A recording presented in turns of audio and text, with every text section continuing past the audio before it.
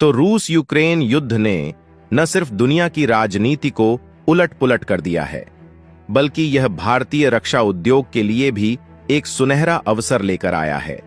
दरअसल युद्ध की उथल-पुथल में यूरोपीय देशों की सुरक्षा को लेकर गहरी चिंताएं बढ़ गई हैं, जिससे दुनिया भर में भारत के एडवांस हथियारों की मांग दिन ब दिन बढ़ती जा रही है। और अब भारत के एक नए हथियार को लेकर पूरे यूरोप में एक दिलचस्प होड़ मच चुकी है, जहां इसकी मांग ने भारत को हैरान कर दिया और यह संकेत दिया कि भारतीय रक्षा तकनीकी अब ग्लोबल लेवल पर एक अहम ताकत बन चुकी है। पूरी अपडेट क्या है, आइए समझते हैं आज की इस वीडियो में। लेकिन आगे बढ़ने से पहले भारत के हथियारों की बढ़ती मांग को लेकर कमेंट में जय हिंद जरूर लिखें। और यदि आप चैनल पर नए हैं तो कृपया चैनल को सब्सक्राइब अवश्य करें। दरअसल रूस और यूक्रेन के बीच चल रहा युद्ध भारत के रक्षा उद्योग के लिए बड़ा मौका बनकर सामने आया है, जहां रूस के आक्रमण के बाद यूरोपीय देशों को अपनी सुरक्षा की चिंता सताने लगी है और ऐसे में यूरोपीय देशों में अपनी सेनाओं और कीव की मदद के लिए तोपों की खरीद के लिए विकल्पों पर विचार शुरू हो गया है। लेकिन हैरानी वाली बात यह है कि अमेरिका, रूस जैसी बड़ी शक्तियों के बावजूद कई यूरोपीय देशों ने वैकल्पिक स्रोत के रूप में भारत से तोपों को खरीदने की इच्छा जताई है। दरअसल रूस यूक्रेन युद्ध के बीच जहां एक ओर यूरोपीय देशों की सुरक्षा चिंताएं बढ़ रही हैं, वहीं दूसरी ओर भारत के लिए एक सुनहरा अवसर उभर कर सामने आया है। और हाल ही में मिली रिपोर्ट के अनुसार पोलैंड और स्लोवेनिया के बाद अब एक और रूस का पड़ोसी देश एस्टोनिया भारतीय कंपनियों से एक दिलचस्प साझेदारी की तलाश कर रहा है। इसको लेकर एस्टोनिया के रक्षा मंत्री हनो पेवुकर ने हाल ही में यह बयान दिया कि भारतीय कंपनियां देश में गोला बारूद के उत्पादन के लिए विनिर्माण लाइनें स्थापित करने में रुचि दिखा रही हैं। और देखा जाए तो यह बयान ऐसे समय पर आया है जब भारत अपने डिफेंस एक्सपोर्ट को बढ़ाने की दिशा में लगातार प्रयास कर रहा है। और अब भारतीय रक्षा कंपनियों ने एस्टोनिया के रक्षा उद्योग में कदम रखने की इच्छा जताई है, और वह भी 155 mm गोला बारूद और तोपों के निर्माण के क्षेत्र में। यहां पर भारतीय कंपनियां न सिर्फ गोला बारूद का उत्पादन करेगी, बल्कि एस्टोनिया में तोपों की विनिर्माण लाइन स्थापित करने की संभावनाओं पर भी गंभीरता से विचार कर रही हैं। एस्टोनिया, जो नाटो देशों में से एक ऐसा राष्ट्र है जिसने लगातार 2% रक्षा खर्च की आवश्यकता को पूरा किया है, और अब यही देश भारतीय रक्षा उद्योग के लिए एक संभावित रणनीतिक साझेदार बनता दिख रहा है। गौर करने वाली बात यह है कि यहाँ पर एस्टोनियाई रक्षा मंत्री ने हाल ही में वियान के साथ एक इंटरव्यू में खुलासा किया कि यह सिर्फ गोला बारूद की बात नहीं है, बल्कि एस्टोनिया भारतीय कंपनियों से आर्म्ड व्हीकल्स और हॉवित्जर तोपों के उत्पादन के बारे में भी बात कर रहा है।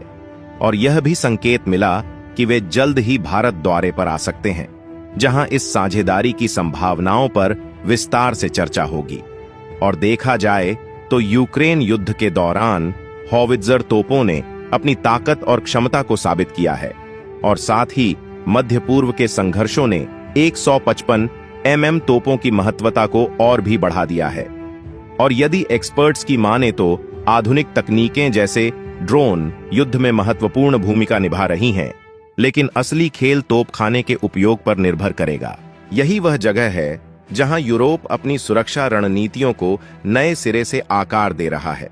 और वर्षों से हवाई शक्ति और गाइडेड मिसाइलों को प्राथमिकता देने के बाद यूरोप अब महसूस कर रहा है कि तोपखाने का महत्व अनदेखा किया गया था।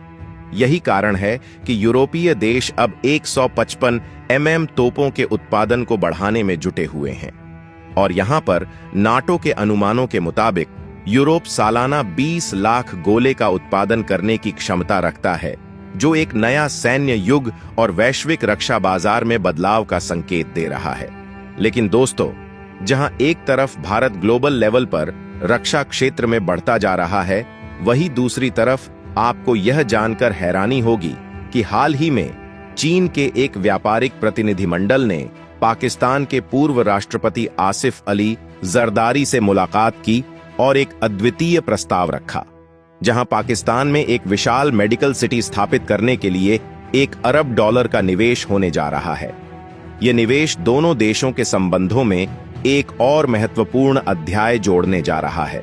और देखा जाए तो पाकिस्तान और चीन के बीच मजबूत द्विपक्षीय संबंधों का इतिहास रहा है, और अब चीन ने पाकिस्तान के विकास में एक और कदम बढ़ाया है जो चिकित्सा क्षेत्र में क्रांतिकारी बदलाव ला सकता है। खास बात यह है कि इन परियोजनाओं में चीन पाकिस्तान आर्थिक गलियारा CPEC परियोजना भी है, जिसे पाकिस्तान की अर्थव्यवस्था के लिए जीवन रेखा कहा गया है। इसके अलावा जरदारी के साथ बैठक के दौरान चीनी निवेशकों के प्रतिनिधिमंडल ने कराची के ढाबेजी आर्थिक क्षेत्र में मेडिकल सिटी बनाने में $1 अरब का निवेश करने की अपनी योजना की रूपरेखा प्रस्तुत की, जहां यह आर्थिक क्षेत्र पाकिस्तान के सबसे बड़े शहर और वित्तीय केंद्र से बाहर है। दरअसल चीन के निवेशकों ने पाकिस्तान में पहला पूरी तरह से एकीकृत फार्मास्यूटिकल और मेडिकल पारिस्थितिकी तंत्र स्थापित करने का वादा किया है। एक मेडिकल सिटी जो न केवल स्वास्थ्य सेवाओं को एक नई दिशा देगा, बल्कि दोनों देशों के बीच बढ़ते आर्थिक रिश्तों का प्रतीक भी बनेगा। यह परियोजना, जिसे कोरंगी व्यापार एवं उद्योग संघ KATI को ढाबेजी आर्थिक क्षेत्र के संचालन का दायित्व सौंपा गया है, पाकिस्तान के स्वास्थ्य क्षेत्र में एक नया अध्याय जोड़ने जा रही है। बताते चले, सिंध सरकार और चीनी निवेशकों के बीच हुई सफल वार्ता के बाद इस योजना को मूर्त रूप दिया जा रहा है, जिसमें सिंध के मुख्यमंत्री सैयद मुराद अली शाह और चीन के महावाणिज्य दूत ने महत्वपूर्ण भूमिका निभाई। और इस अवसर पर पाकिस्तान और चीन के गहन आर्थिक सहयोग को और आगे बढ़ाने की आवश्यकता पर जोर दिया। और अगर आपको नहीं पता तो बता दूं, चीन पाकिस्तान के बीच CPEC परियोजना $62 बिलियन की है, जो चीन के काशगर से लेकर पाकिस्तान के अरब सागर बंदरगाह ग्वादर तक बनाई जा रही है, जहां CPEC के मुख्य फोकस ग्वादर बंदरगाह का विकास करना है। हालांकि CPEC प्रोजेक्ट का भारत हमेशा से विरोध करता आया है, और वो इसलिए क्योंकि ये परियोजना पाकिस्तान के कब्जे वाले कश्मीर से होकर गुजर रही है। तो देखा जाए, जहां भारत डिफेंस सेक्टर में नई महारत हासिल कर रहा है और एक के बाद एक यूरोपीय देश भारत के हथियार लेने की होड़ में लगा है, वही पाकिस्तान चीन के साथ उस CPEC प्रोजेक्ट पर काम कर रहा है जिसका विरोध भारत हमेशा से करता आ रहा है। वैसे आपको क्या लगता है, क्या यह प्रोजेक्ट भारत के लिए चिंता का विषय है? और जिस तरह भारत डिफेंस सेक्टर में आगे बढ़ रहा है, उससे चीन पाकिस्तान भी वाकई में परेशान है?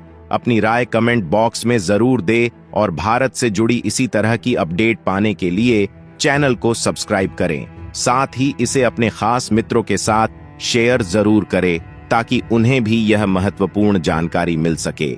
मिलते हैं नेक्स्ट वीडियो में, तब तक के लिए जय हिंद, जय भारत।